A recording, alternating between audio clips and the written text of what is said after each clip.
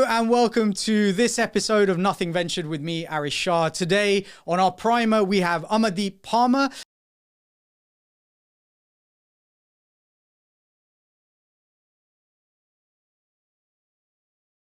Amardeep is the co-founder and host of the Bay HQ podcast, which is inspiring, connecting, and guiding British Asian entrepreneurs, as well as being the host of the Entrepreneur's Handbook, where he has interviewed the likes of Ev Williams, founder of Twitter and of Medium, and also the co-founder of Netflix, Mark Randolph. Amardeep, it's great to have you here with me today. It's great to be here. Amazing. Well, look, we're going to kick off with a primer. So can you, for the benefit of our audience, tell us how you got to be doing what you are today? A little bit of a mini resume.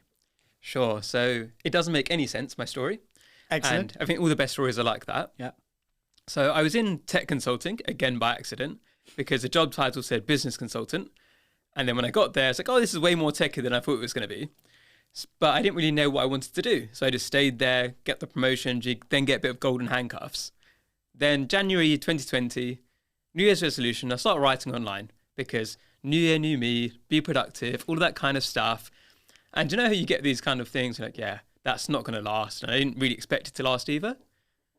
But then after that, the first article went viral. And all of a sudden, people are telling me how amazing a writer I am. So you get that little push. And this was, so 2 months later, the pandemic came into play. So I had way more time. I was sitting at home and I couldn't go out, right? So what did I do? Nothing else to do but write content. Yeah. So it was like, well, I had my day job still. So I was still doing that, of course. Obviously. Just in case they listen yet. And then that accelerated me, right? Then on top of that, then I was gaining traction. And towards the end of the year, what was happening is that so many people reaching out to me from like entrepreneurs, all people all over the world. I became an editor of an entrepreneur's publication. And it was just very surreal for me because I didn't have this ambition going into it. It all just happened. Then I started earning enough or more than my day job. And then the question started coming to play, like, what do I do now, right? Do I take this full time? But am I just a one-hit wonder? What am I? That was a lot of toing and froing about identity, right? Because I'd done the traditional path my entire life. Right? Usual imposter syndrome. We all suffer from it. I think Asians even more so than others, maybe. Yeah, and then eventually I quit. And to be honest, I can't even remember having a job anymore. It was 7 years of my life, and it's been nearly 2 years I've been working for myself. But I just don't remember having that kind of structure anymore. And then on the back of that, once I quit my job, then everything else started up. So that's why I started Entrepreneur's Handbook podcast. I started other podcasts. I've done a lot of work for startups and unicorns and people like that on their content behind the scenes as well. And then more recently is the Bay HQ is what's been launched as well. So there's all these different points along that journey. And there's so many experiments I started, then got rid of. And now it's mainly focused on the Bay HQ as an organization. The Entrepreneur's Handbook is still going as well. And then all the stuff I do behind the scenes, which is mainly advising startups and helping them with their content strategy. Amazing. I mean, we're going to dig into a lot of that. And I mean, a couple of points that actually even just came up just whilst you were talking. It's that whole thing about backing yourself, like trying something new and then seeing where it goes, like very emergent strategy.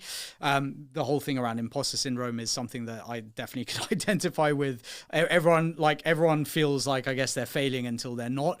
But I'd love for you to shout out 3 of, the top guests maybe that you've had on, or the guests that most resonated with you, either at the Entrepreneur's Handbook or at Bay HQ. Who would they be? Oh, so you asked me this before, and it's a tough one. I think one I've got to do is Mark Randolph in particular.